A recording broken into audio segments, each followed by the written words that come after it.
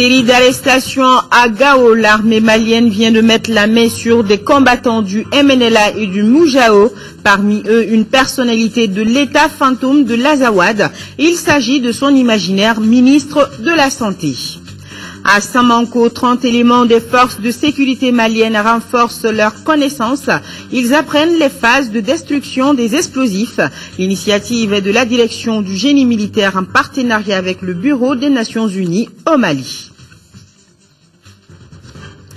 Au Cameroun, les recherches des 7 otages français enlevés mardi se poursuivent activement sur le terrain. Selon les autorités, c'est dans le nord-est du Nigeria, dans l'état de Borno, que pourraient se trouver les otages. Le Quai d'Orsay appelle à la prudence et à la discrétion.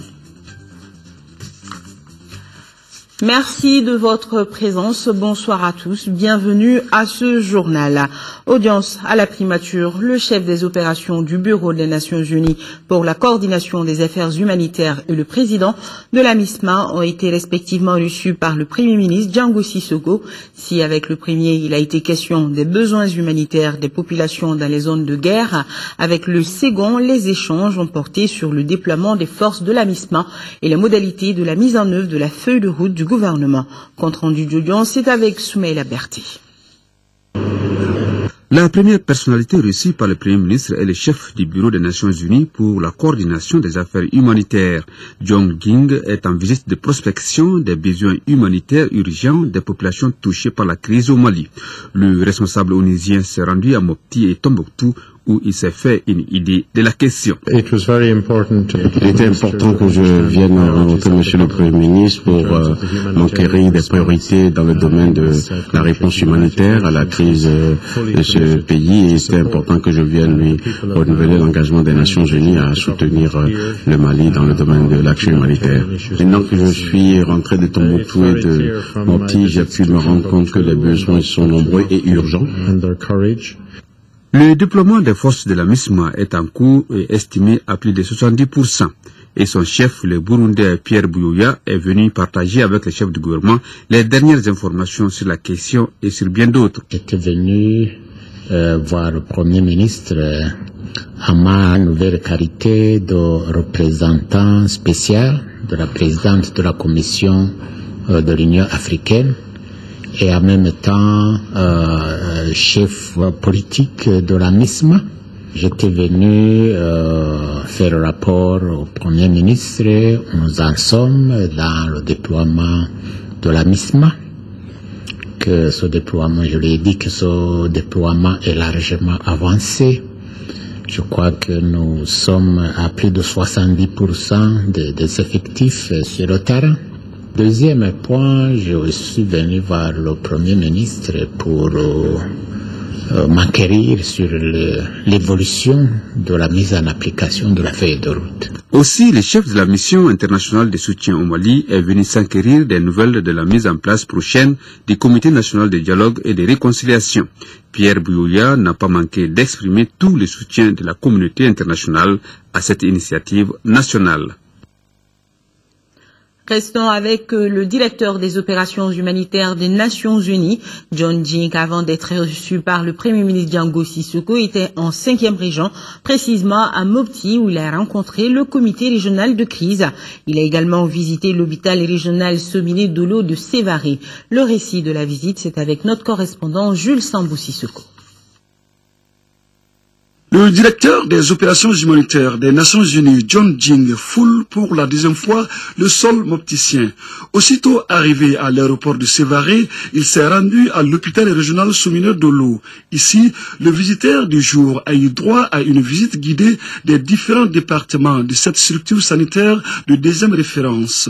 Sa création a été opportune, tout comme la visite de John Jing. J'ai voulu venir voir le type de services qui sont disponibles pour les populations et pouvoir réunir des éléments que je pourrais partager lorsque je retournerai au siège des Nations Unies à New York. Le personnel médical soignant de cet hôpital m'a impressionné par son professionnalisme, sa conscience du sens de leurs responsabilités. La visite a permis aussi de nous rendre compte des besoins de cet hôpital, des besoins qui peuvent permettre un fonctionnement plus optimal. La rencontre avec le comité régional de crise et le gouverneur de région a surtout permis au directeur onusien d'avoir une meilleure compréhension de la situation humanitaire très préoccupante avec plus de 40 000 déplacés dans la région de Mopti. Le brillant exposé sur le bilan des activités du comité régional de crise, suivi de la remise d'un document propre, aidera à la diligence dans le traitement du cas du Mali. Une fois John Jing l'évoquera à son retour au siège des Nations Unies à New York. Et nous avons ce message de condoléances du président de la République par intérim, professeur Djonkouda Traoré, au président de la République tchadienne, son Excellence Monsieur Idriss Déby Itno, suite au décès de militaires tchadiens au nord Mali. Monsieur le Président et chers frères, c'est avec une profonde affliction, une grande tristesse que le peuple malien et moi-même avons appris la tragique perte de 13 soldats tchadiens tombés le vendredi 22 février 2013 sur le champ d'honneur lors de violents accrochages avec des terroristes et des narcotrafiquants dans le secteur de Tessalit et région de Kidal. En cette douloureuse circonstance, je voudrais au nom du peuple malien, des institutions de la République et en mon nom personnel vous exprimer ainsi qu'au peuple ami du Tchad durement éprouvé ma profonde compassion et mes condoléances les plus émues. Je prie pour le repos de l'âme des disparus et souhaite prompt rétablissement aux soldats blessés lors des 10 accrochages. Signé le président de la République par intérim, professeur Djonkouda Traoré. Les députés membres de la cellule de crise de l'Assemblée nationale viennent de boucler une tournée dans les localités libérées des 4e et 5e régions. La mission a pris fin à Markala, Miono et Djabali. Dans ces zones, les députés ont rencontré les forces armées maliennes qui assurent la sécurisation de la ville et des populations. Constat, quelques difficultés liées à l'insuffisance de moyens logistiques et du personnel. Nos envoyés spéciaux à Ségou, Mohamed Diarra et Abdul Salam Bambara. Djabali, cette localité qui a inscrit son nom dans l'histoire du pays. Nous sommes dans le fuseau ouest. Les forces maliennes, burkinabé et un détachement des forces françaises sécurisent les lieux. L'ennemi était là, donc certains sont partis. On ne sait pas exactement où ils sont, mais les patrouilles sortent pour déterminer exactement les positions dans lesquelles l'ennemi se trouve afin de le détruire dans ces différents points. Les députés ont rencontré les forces armées maliennes qui ont fait part de leurs préoccupations aux visiteurs. Il y a le manque de moyens logistiques, l'insuffisance du personnel et de locaux puisque les camps ont été saccagés par les djihadistes. Des préoccupations qui devraient trouver leur solution dans la loi de programmation militaire. Nous avons promis que dans les jours à venir, l'Assemblée nationale doit recevoir la loi de programmation militaire qui doit aussi prendre en charge toutes leurs préoccupations en matière d'équipement, en habillement, en matière de santé. Les députés ont aussi transmis les félicitations et les encouragements du peuple malien au contingent burkinabé déployé à Alatona. Dans toutes les localités visitées, les députés ont insisté sur la bonne cohabitation entre les populations elles-mêmes d'une part et d'autre part entre celles-ci et les forces présentes. Nous voudrons que la population soit tolérante l'une envers l'autre. Nous voudrons que la population dialogue ensemble. Nous voulons que la population se retrouve. Il faut qu'elle se retrouve. Ceux qui sont à l'extérieur reviennent. Ceux qui sont à l'intérieur aussi reviennent chez eux. Que chacun revienne chez soi pour que les gens vivent comme auparavant. La mission effectuée par les élus de la nation aura simplement été pleine d'enseignements. Ce sont ces renseignements-là que nous sommes prêts à dire au peuple et le peuple doit tout entier se lever aujourd'hui, se donner la main et rester soudés afin que nous puissions traverser cette crise et atteindre dans un bref échange l'éclosion de notre économie. À Ségou, les députés ont rendu visite aux blessés de guerre. Parmi ceux-ci, des militaires et un civil. À tous ceux-ci, ils ont fait un geste symbolique. Les députés ont déclaré avoir pris bonne note des préoccupations des militaires et promettent de les transmettre à qui des droits. Et cela afin que l'armée soit mise dans les conditions lui permettant d'assurer sa mission de défense de l'intégrité du territoire. L'armée malienne vient de mettre la main sur des combattants du MNLA qui opéraient à Ménaka. Parmi eux, un Burkinabé, un Algérien et un Malien. Ces derniers étaient le ministre de la Santé du gouvernement imaginaire de l'État fantôme de l'Azawad. Nos forces armées et de sécurité ont également arrêté 6 combattants du Mujao à Gao. Les précisions, c'est avec nos envoyés spéciaux Daouda Sidiki Diarra et Massandoubia. Sale temps pour le MNLA, ce mouvement de bandits armés qui a saccagé et pillé les édifices publics et privés des régions du Nord a amorcé sa phase de déclic. Les forces maliennes ont arrêté 3 de ses militants à Ménaka. Cela s'est passé le 9 février dernier. Parmi ces prisonniers, il y a un Burkinabé, un Algérien et un Malien qui serait le ministre de la Santé de l'État fantôme de l'Azawad. Ils ont été transférés ce dimanche à Bamako. Le Burkinabé Ibrahim Ag Ali, l'Algérien Alassane Agdana Aksili et le Malien Abdul Karim Ag Matafa, ministre de son État, sont accompagnés de 6 combattants du Mujao et de 2 présumés cas de vol. D'importantes quantités de matériel ont été saisies sur les éléments du MNLA. Autre titre de ce journal, à Samanco, 30 éléments des forces de sécurité maliennes sont à formation pratique. Ils apprennent les phases de destruction des explosifs. La formation comprend la présentation des sites d'identification du matériel de détection des explosifs et des séances d'explosion d'obus et de munitions abandonnés. L'initiative est de la direction du génie militaire en partenariat avec le Bureau des Nations Unies au Mali. Agibou Koulibaly. Les 30 stagiaires des forces armées et de sécurité du Mali viennent de boucler une formation théorique sur l'identification, la neutralisation et la destruction des engins explosifs. À Samanco, des séances d'explosion d'obus et de munitions abandonnées sur le terrain concrétisent cette formation théorique. Ces éléments fraîchement formés vont répondre immédiatement sur le terrain pour intervenir dans le cadre de la dépollution humanitaire au niveau des localités durement touchées par les restes explosifs de guerre, c'est-à-dire de Djabali en passant par Kona jusqu'à Tombouctou, Gao, Ménaka, jusqu'à Kidal, partout où besoin sera. Cette formation sur le terrain est donnée par des experts suédois de l'Agence civile suédoise des urgences. C'est un honneur pour eux de venir aussi au Mali et d'aider les Maliens à faire cette formation. Les stagiaires se disent très heureux de participer à cette formation sur la destruction des engins explosifs. Les interventions ne sont pas rien que les faits seulement par rapport aux colis piégés, aux voitures piégées. Et cette formation d'artificier, dès à présent, va permettre à la province d'avoir une unité d'intervention spécialisée en matière de destruction d'explosifs et de munitions abandonnées. La garde nationale est désormais prête à pouvoir détruire et neutraliser les explosifs trouvés dans les zones les plus irrégulières telles qu'Abbé Bara, Inakoundé, Nabok. Cette formation pratique de Samanco va permettre aux stagiaires des forces armées et de sécurité du Mali de maîtriser les différentes phases d'explosion des obus et de munitions abandonnées sur le terrain. Ici, à Bamako, direction l'hôpital Gabriel Touré, qui reçoit plusieurs blessés de guerre. Et justement, ces militaires ont eu la visite aujourd'hui même du président du comité militaire de réforme des forces de défense et de sécurité du Mali, le capitaine Amadou Aya Sanogo. Les détails avec Agibou Koulibaly.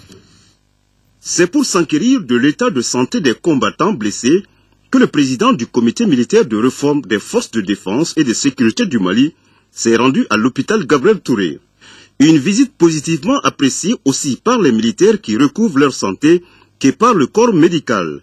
À sa façon, le capitaine Sanogo rassure les soldats au front de son accompagnement et de toute l'armée. C'est réellement venir témoigner toute notre sympathie, notre adhésion à ces soldats, bien sûr, qui donnent de leur vie, qui donnent de leur sang pour la nation malienne. Et au-delà de ça aussi, profiter à chaque visite, donner un bonjour au corps médical militaire aussi bien que civil, de l'ensemble des hôpitaux du Mali, parce qu'ils sont en train d'abattre un travail formidable. On n'a pas de mots, on n'a pas d'argent, on n'a rien pour réellement payer l'effort qu'ils sont en train de faire pour cette nation malienne. Parce qu'accepter de mourir pour une nation, je pense que c'est quelque chose qui est noble et qui est donné uniquement aux soldats. Nous en sommes fiers. Et nous savons que la mission est encore difficile et ça demande beaucoup. Mais encore une fois, on leur demande de prendre plus de courage, plus de professionnalisme, le respect des normes militaires et le respect des normes internationales. C'est avec un grand espoir que le capitaine et sa délégation ont quitté ses compagnons d'armes à l'hôpital Gabriel Touré. Les dons à l'endroit du Mali continuent d'affluer. C'est au tour de la République fédérale du Nigeria de mettre à la disposition de notre pays plus de 1500 tonnes de vivres comme soutien aux personnes déplacées, aux victimes de guerre. La réception a eu lieu ce matin à l'ambassade du Nigeria au Mali. Youssouf Diakité.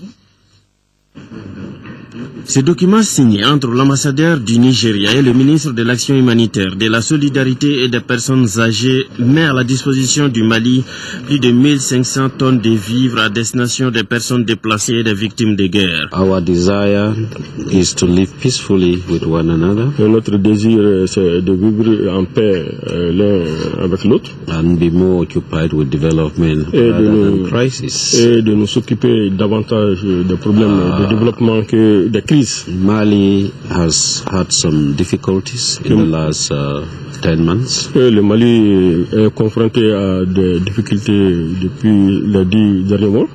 We, as Nigerians and the government of Nigeria, have been very sad.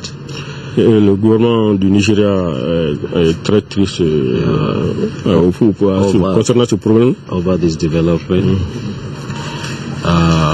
We cannot feel at ease. Donc nous ne pouvons pas nous sentir à l'aise when our brothers and sisters here in Mali, quand nos frères et sœurs ici au Mali are suffering. Souffrent. Un sentiment, encore une fois de plus, de magnifiant de la solidarité qui existe entre les Africains, de façon générale, et entre le Nigeria et le Mali en particulier. Parce que, vous le savez, nos relations sont séculaires. Le sentiment aussi aujourd'hui que j'ai, c'est un sentiment de satisfaction parce que je l'ai dit tout à l'heure à son Excellence que je viens de Tombouctou, où des besoins énormes existent pour l'ensemble de la région. Et c'est une grosse opportunité pour nous aujourd'hui. Nous sommes engagés à réagir très rapidement. Donc aujourd'hui, l'honorable nous donne l'occasion de pouvoir remplir nos engagements. Et dès la semaine prochaine, avec sa permission, c'est ce que nous venions de lui demander, nous allons faire partir le convoi à destination de la région de Tombouctou, de l'ambassade du Nigeria, pour encore une fois de plus marquer la solidarité africaine. En conclusion, les deux personnalités ont laissé entendre cette philosophie que tout le monde doit épouser désormais au Mali, à savoir vivre et laisser vivre et non vivre et laisser tuer. Fin de citation. Même élan de solidarité à Caille, les collectivités territoriales, le Haut Conseil islamique et les opérateurs économiques ont remis plus de 50 millions de francs CFA au comité régional de crise. Mahamadi Alioubari nous en dit plus. L'élan de solidarité continue à se manifester à l'endroit de nos forces armées et de sécurité dans la région de Caille. Au total, les opérateurs économiques, les collectivités et le Haut Conseil islamique ont remis au Conseil régional de crise plus de 20 millions de francs CFA, dont plus de 10 millions de francs CFA offerts par le groupement de commerçants de Caille. La France et d'autres pays amis ont accepté de sacrifier des vies humaines à notre côté. Nous, Maliens, on ne peut pas rester indifférents pour cet effort. Ces fonds s'ajoutent aux 32 millions de francs CFA déjà collectés par le comité régional de crise. Donc la région de Caille a mobilisé plus de 50 millions de francs CFA à ce jour. L'occasion était bonne pour le gouverneur des régions Salif Traoré d'informer l'assistance sur la situation sécuritaire, tant sur le plan régional que national. Aussi, le gouverneur s'est dit fier de ses dons et a invité la population à la vigilance. Nous avons bien précisé que l'aide qui est demandée a deux objectifs ici au niveau de la région. Premier, c'est le compte national qui a été ouvert au niveau de la BDM. Donc beaucoup de nos concitoyens de Caille sont en train de verser leur contribution à ce niveau-là. Mais également, certains sont en train de venir donner de l'aide au niveau du comité de crise pour permettre au commandant des zones et à ses hommes de faire des activités au niveau de la région pour sécuriser la région. Après avoir formulé des bénédictions pour que le Mali retrouve sa stabilité, le comité de crise a salué l'effort des pays amis qui sont aux côtés de nos forces armées et de sécurité pour la reconquête des régions du nord de notre pays. À présent, une question. Comment sortir le Mali de l'imbroglio sécuritaire? La problématique est au centre d'une conférence du Parti pour la Renaissance nationale Parina. L'objectif de la conférence est de trouver des pistes de solutions permettant au Mali de retrouver la paix. Tcheblin Ramé, président du Parina, estime que le processus du dialogue politique doit être enclenché sans délai pour la refondation de la démocratie et des institutions de la République. Bourama Traoré, reportage. Une conférence aux allures d'un cours magistral sur la crise sécuritaire et institutionnelle. Ainsi peut-on qualifier l'exercice auquel s'est livré le président du Parti pour la Renaissance nationale. Dans son explication, le numéro 1 du Parina mettra l'accent sur la nécessité de préserver la nation et de sceller un nouveau pacte national pour la paix et la réconciliation. Le conférencier estime également qu'il faut poser les fondations des renouveaux démocratiques et de la renaissance du Mali, le tout soutenu par un dialogue politique. Ce processus politique visera à crever les abcès, penser les blessures, tirer les leçons des secousses et des épreuves traversées, dessiner les contours du Mali post-crise et poser des fondations plus solides de l'édifice sur lequel reposera notre commune volonté de vivre ensemble. Pour vivre ensemble, le processus politique doit comporter 3 étapes selon le conférencier. La première est le dialogue intermalien. Pour ce faire, le président du Parina propose la tenue d'une mini-conférence nationale sur la crise du Nord. Elle regroupera les représentants de toutes les communautés du Nord, élus, société civile, chefs traditionnels, leaders religieux, leaders de femmes et de jeunes. Les groupes armés qui déposeront les armes et qui se plieront aux lois de la République. Les conclusions de ce congrès des communautés du Nord seront soumises pour amendement et validation aux assises de toutes les forces vives de la nation, afin de sceller un nouveau pacte national. Quant à la deuxième étape du processus politique, elle concerne l'élection des nouveaux présidents de la République, lequel à son tour devra organiser des assises nationales sur les causes de la crise, troisième étape du processus politique. Fort d'une légitimité fraîche, le nouveau président de la République prendra toutes les dispositions nécessaires pour la réunion des assises nationales ou des états généraux de la nation afin de réfléchir sur les causes profondes de l'effondrement de l'armée et de l'État, du dysfonctionnement des institutions, des crises institutionnelles et sécuritaires. Autant de propositions qui servent de matière à réflexion afin de trouver une solution définitive et durable à la crise du Nord. Visite du ministre de l'Agriculture dans la région de Kaye, Baba Berté s'est rendu à Dramane, Seboutou Koura et Yelimane où il a visité des réalisations de l'Agence de développement rural dans le bassin du fleuve Sénégal, réalisations faites avec l'appui de la Banque mondiale. Il s'agit des périmètres maraîchers qui sont généralement exploités par les femmes et les jeunes. Près de 200 millions de francs CFA ont été investis dans l'aménagement de ces périmètres maraîchers. À Yelimane, le ministre de l'Agriculture a été agréablement surpris par la culture de Decru, c'est ce que nous dit Jafar Aïdara. Le village de Dramane, situé à 80 km de Kaye, a été la première étape de cette visite du ministre de l'Agriculture. Sur place, Baba Berté a visité le périmètre maraîcher d'une superficie de 2 hectares 21 ar, le mode d'irrigation et le système californien. Le coût des travaux s'élève à plus de 34 millions de francs CFA, financés à 100% par la Banque mondiale à travers l'OMVS, le maître d'ouvrage et l'Agence de développement rural dans le bassin du fleuve Sénégal. Les bénéficiaires sont les femmes de Dramane. Les femmes dans nos sociétés vivent dans la précarité dans la plupart des régions, et donc de sorte que quand on fait un aménagement de ce genre qui profite aux femmes, je pense que c'est un projet qui est tout à fait pertinent parce qu'il permet aux femmes de mener des activités génératrices de revenus. Le ministre s'est rendu aussi à Seboutou Koura, à Kamankole, dans la commune rurale de Liberté d'Embaya, où il a visité le périmètre maraîcher d'une superficie de 40 hectares, dont la réalisation a coûté plus de 138 millions de francs CFA à la Banque mondiale. Les femmes de Dramane, c'est des braves femmes. Elles travaillent bien. Avant l'aménagement, elles ont eu le courage de cotiser, de prendre un prêt pour acheter un groupe motopompe pour pouvoir travailler cette terre-là. Dans le cercle de Yelimane, le ministre Baba Berté a été agréablement surpris par la culture de Decru dans la commune rurale de Djongaga. Ici, le village de Nyanyela a exploité 100 hectares de maïs.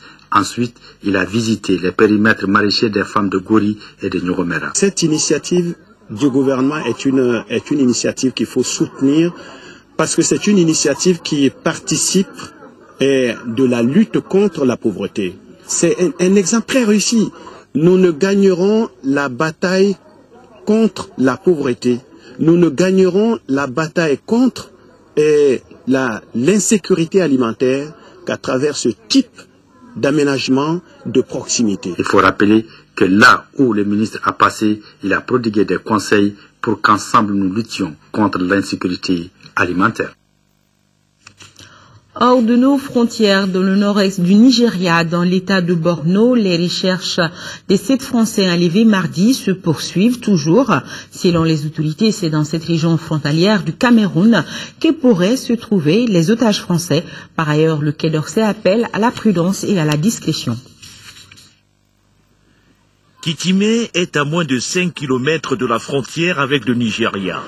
Le petit village de l'extrême nord du Cameroun est placé sous haute surveillance. En voiture ou à pied, des gendarmes de la brigade de Dabanga mènent des actions de ratissage dans cette localité pour retrouver les 7 otages français et leurs ravisseurs. Ce jour-là, après plusieurs heures d'opération, ils rentrent bredouille au poste. Ici est désormais gardé pour besoin d'enquête le véhicule qui transportait les 7 Français lors de leur enlèvement. Le renforcement du dispositif de sécurité dans la région s'intègre dans une stratégie élaborée par les autorités camerounaises. L'objectif, c'est de rassurer les touristes étrangers. Un seul incident ne peut pas remettre fondamentalement en cause le caractère sécurisé de la destination camerounaise. Depuis l'enlèvement des 7 Français, l'activité touristique dans la région camerounaise de l'extrême nord tourne au ralenti. Le parc national de Ouaza, qui à cette période de l'année attire un grand nombre de visiteurs, semble désespérément vide. Le ministère français des Affaires étrangères vient de classer cette région zone rouge. Au Vatican, le départ de Benoît XVI se précise de jour en jour. C'est le 28 qui marquera la fin de sa mission à la tête de l'Église catholique. Mais déjà, les préparatifs vont bon train quant à l'élection du nouveau pape. C'est une semaine historique qui s'ouvre pour le Vatican. Dimanche, la prière de l'Angélus donnée par Benoît XVI va marquer le coup de départ pour trouver son successeur. Dès le 1er mars, les cardinaux se réuniront au sein de congrégations pour identifier les priorités de l'Église et entamer par là même la sélection des candidats. Le conclave de 117 cardinaux espère trouver l'homme de la situation dès la mi-mars. Nous essayons de discerner la volonté de Dieu. C'est un critère difficile en réalité. Mais grâce à la prière, cela devient plus clair. Je promets de voter pour l'élu de Dieu, pour celui que Dieu a choisi pour être pape. Il n'y a pas de favori parmi les candidats potentiels. La démission du pape a pris le Vatican de court. Ce qui fait que ce scrutin est plus ouvert que lors de l'élection de Benoît XVI en 2005.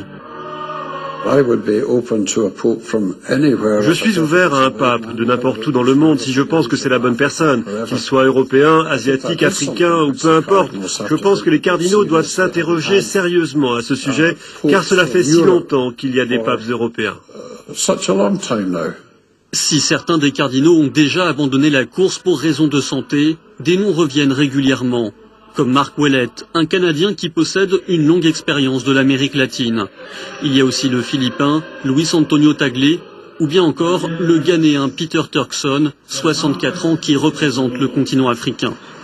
Une fois le nouveau pape désigné, une cohabitation inédite devrait alors commencer entre les deux hommes, mais Benoît XVI abandonnera alors ses prérogatives pour se concentrer sur sa mission spirituelle. Ouvrons à présent une fenêtre sur les conseils d'administration tenus au cours de la semaine. D'abord celui de l'Institut géographique du Mali, IGM, 17e session du JAR. Pour l'exercice 2013, le budget est équilibré en recettes et en dépenses à plus d'1,60 milliard de francs CFA. Abdraman Maïga, reportage. Ce budget de plus d'1,60 milliard de francs CFA adopté au cours de cette 17e session permet à l'Institut géographique du Mali, IGM, d'entreprendre la réalisation de plusieurs activités inscrites à son agenda de 2013. Ces défis concernent entre autres la réflexion du système d'information géographique pour le district de Bamako, de la carte du Mali à l'échelle de 1/200 millième, la formation des agents sur le fonctionnement des stations permanentes GPS installées à Bamako et à Ségou. À ceci s'ajoute la construction d'un bureau d'accueil d'orientation, sans oublier la modernisation du parc informatique de l'IGM. Quand vous n'avez pas une bonne cartographie, tout est raté, c'est la base à tout développement. Quand vous n'avez pas une bonne information, quand vous ne connaissez pas votre environnement, votre milieu, vous ne pouvez pas entreprendre des projets de développement. Tout projet de développement a pour base la cartographie. 2013 verra également à l'IGM la poursuite et l'achèvement de certaines actions entreprises en 2012. Il s'agit notamment de la construction des agences IGM de Sikasso, de Mopti et de Tombouctou, de la révision du manuel de procédure administrative, comptable et financière, sans oublier la poursuite de la signature de conventions d'accord en matière de cartographie et de topographie. La cartographie est un outil capital dans les stratégies militaires de nos forces de sécurité. C'est pourquoi je vous exhorte à doubler d'efforts pour la satisfaction de tous les besoins de l'ensemble des acteurs concernés pour le plus grand bénéfice du pays. Cette session a été également mise à profit par les administrateurs pour réfléchir sur les stratégies de renforcement des capacités de production et de gestion des documents cartographiques et topographiques. Cette amélioration permet sans nul doute à cet établissement public à caractère administratif d'atteindre les objectifs assignés, à savoir créer les conditions pour une amélioration de la couverture du territoire national en documents cartographiques et topographiques. À Ségou, 395 millions de francs CFA, c'est le budget 2013 du Centre de recherche et de formation pour l'industrie textile Serfitex. Ce budget a été soumis aux membres du conseil d'administration du centre. La session a été présidée par le ministre du Commerce et de l'Industrie, Abdelkader Konaté. Reportage Candécila. Le Serfitex, le Centre de recherche de formation pour l'industrie textile, est conçu pour être une réponse à la demande du marché en matière de formation initiale et continue, la promotion de la recherche dans le domaine des textiles et annexes au niveau national et sous-régional.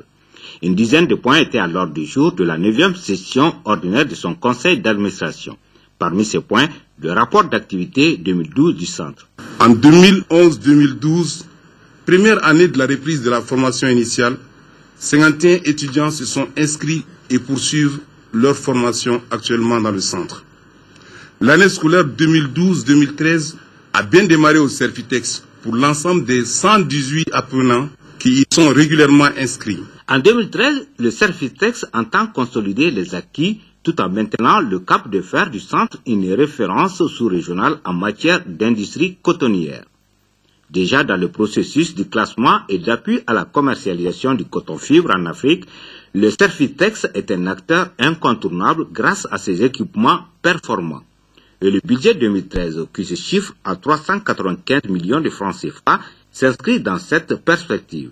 Ce centre, mesdames et messieurs, a une particularité, celle de faire le lien entre l'agriculture et l'industrialisation, deux secteurs en pleine mutation technologique dans notre pays, qui évolue dans une économie ouverte et fortement concurrentielle. À cet effet, le Serfitex doit être un véritable creuset où la formation et la recherche s'orientent constamment vers la pratique en vue de permettre aux entreprises évoluant dans la filière coton-textile de réaliser des gains de productivité et de compétitivité. Les conclusions et recommandations issues de cette 9e session porteront certainement haut la candidature du centre au programme d'appui et de développement des centres d'excellence régionaux de l'UEMOA et au programme de formation en métrologie et management de la qualité dans l'espace UEMOA, une des préoccupations majeures du centre. Voilà, une session qui était présidée par le ministre du Commerce et de l'Industrie, Abdelkarim Konati. La mutuelle des travailleurs de l'éducation et de la culture, MUTEC, pérennise les actions de protection sociale de ses membres. Elle vient de signer une convention avec la Caisse nationale d'assurance maladie. Cette signature de convention permet à plusieurs dizaines de mutualistes de bénéficier des avantages de l'assurance maladie. Un mot d'autres précisions, c'est avec Agali Ag Agissa. La signature de cette convention élargit la protection sociale aux adhérents de la mutuelle des travailleurs de l'éducation et de la culture MITEC. Créée depuis 1987, la MITEC vise à promouvoir la santé de ses membres à travers des cotisations. Un objectif qui rime bien avec l'initiative de l'assurance maladie obligatoire AMO. La mise en place de l'assurance maladie par l'État rentre en droite ligne des objectifs de la MITEC qui avait initié avec d'autres mutuelles l'assurance maladie volontaire afin de développer une culture de prévoyance et surtout la solidarité face aux risques maladie. Nous avons vite compris à la MITEC, tout comme à la mutualité, que si la santé n'a pas de prix, elle a quand même un coût.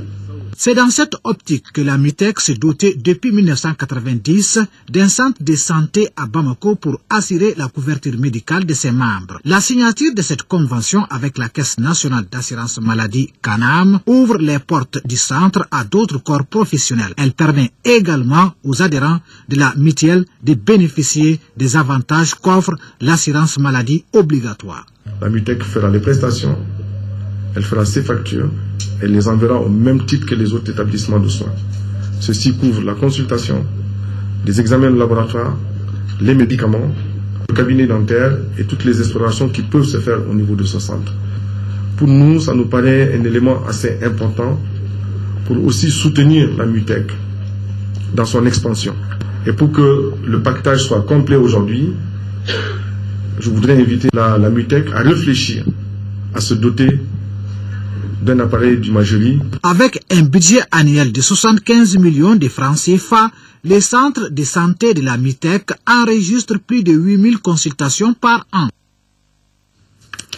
Un mot de culture dans cette édition avec ce rendez-vous à ne pas manquer en janvier 2014. Mopti abritera le forum culturel de Tabital Poulakou international pour la solidarité et le développement en Afrique. Pour une bonne organisation de cette rencontre internationale, l'association nationale Tabital Poulakou Mali a tenu aujourd'hui une réunion d'information et d'échange, réunion suivie par Tchemoro Sagara. Deux communications ont émaillé cette réunion technique, à savoir les textes législatifs et réglementaires de Tabital Poulakou International et les termes de référence du forum international qui se tiendra à Mopti en janvier 2014. Une rencontre qui a pour thème la transhumance et mode de gestion de la pâture, héritage culturel et enjeux. Il s'agit pour ses membres et sympathisants de Tabital Poulakou Mali de s'approprier des termes de référence du forum de Mopti et faire éventuellement des suggestions au plus tard en fin mars 2013. Nous avons un projet qui nous a été confié par le Bureau international. Il s'agit d'organiser un forum culturel d'échange sur la culture Peul, les problèmes de développement, les questions de société, les Peul. Ce n'est pas seulement comme d'habitude les festivals où on chante, on danse, on s'en va. Non, il faut maintenant analyser en réalité la vie des sociétés pastorales. Justement, c'est un stade de réflexion et de conception. C'est la première rencontre où on a informé le maximum de cadres. Pas Peul, un Peul et non Peul qui sont amis de la culture. La rencontre de Mopti se veut un forum d'échange et de partage d'expériences du Poulakou, c'est-à-dire Fulbé et amis de la culture Peul de tous les coins du monde. Son programme prévoit des symposiums et des visites de sites. Cette réunion technique a été mise à profit pour faire l'appel de Tabital Poulakou International à la solidarité avec le peuple malien et à son armée. Un grand spectacle a donné hier après-midi à Ouagadougou le coup d'envoi du FESPACO. C'est incontournable festival du cinéma d'Afrique pour sa 23e édition et dédié aux femmes. Environ 15 000 personnes assistaient en fin d'après-midi au stade du Katout à la cérémonie d'ouverture du festival panafricain du cinéma et de la télévision de Ouagadougou présidé par le Premier ministre du Burkina Faso, Jean-Adolphe Thiago. Nos envoyés spéciaux au Burkina Faso sont Modibo Souaré et Tchédje Kamara. Notre confrère Thomas Lazare Keita, journaliste et réalisateur de l'ERTM en détachement à la délégation générale aux élections depuis quelques années, a été rappelé à Dieu hier vendredi dans la soirée. Thomas Lazare Keita a été à l'époque un présentateur bien connu de la télévision nationale. Son portrait, c'est avec Oumar Sangaré. Plus de 6 ans que je n'ai pas parlé à un micro de Bozola. Bon, je suis de cœur avec vous parce que c'est mon métier. Pourvu que nous soyons à votre côté, que Dieu nous prête tous longue vie, pour qu'un jour, on se retrouve toujours pour fêter des anniversaires. Né en septembre 1961 à Bamako, Thomas Lazare Keïta, journaliste-réalisateur, actuellement en détachement à la délégation générale aux élections, la DGE, fit ses études primaires à l'école de la cathédrale de Bamako et à l'école fondamentale Prosper Camara. Orienté au lycée Prosper Camara, où il décrochait son baccalauréat, Thomas Lazare Keïta poursuit ses études supérieures au CESTI de Dakar, le centre d'études des sciences et techniques de l'information, où il obtint la licence en journalisme-communication. Après Dakar, il continuait ses études à l'université d'Aix-Marseille 2 en France, afin d'approfondir ses connaissances en journalisme. De retour au pays, il intégra la fonction publique en avril 1994. Il est alors mis à la disposition du ministère de la Culture et de la Communication pour être affecté à l'ORTM en juin 1994. Très vite, il s'est affirmé comme un journaliste talentueux, ce qui lui valut le poste de présentateur à la télévision nationale. Depuis quelques années, Thomas Lazare Keïta était en détachement auprès de la délégation générale aux élections, où il servira jusqu'à son rappel par Dieu ce jour 23 février 2013. La cérémonie de levée du corps aura lieu le lundi 25 février 2013 à la cathédrale de Bamako à partir de 15 heures. Cette même cathédrale où Thomas, son épouse et ses 4 enfants fréquentaient avec ferveur chaque dimanche. Dors en paix, cher collègue Thomas Lazare Keïta, dors en paix, cher ami, cher frère, dors en paix au royaume de Dieu. Voilà, les funérailles sont prévues ce lundi à 15h à la cathédrale de Bamako. Par ma voix, toute la direction de l'ERTM présente ses condoléances les plus attristées à la famille, aux amis et aux proches du défunt. Que la terre lui soit légère. Amen. Retenez également tout notre soutien à nos forces armées et leurs alliés engagés dans le combat contre le terrorisme. Bon week-end, bonsoir et à demain. Merci.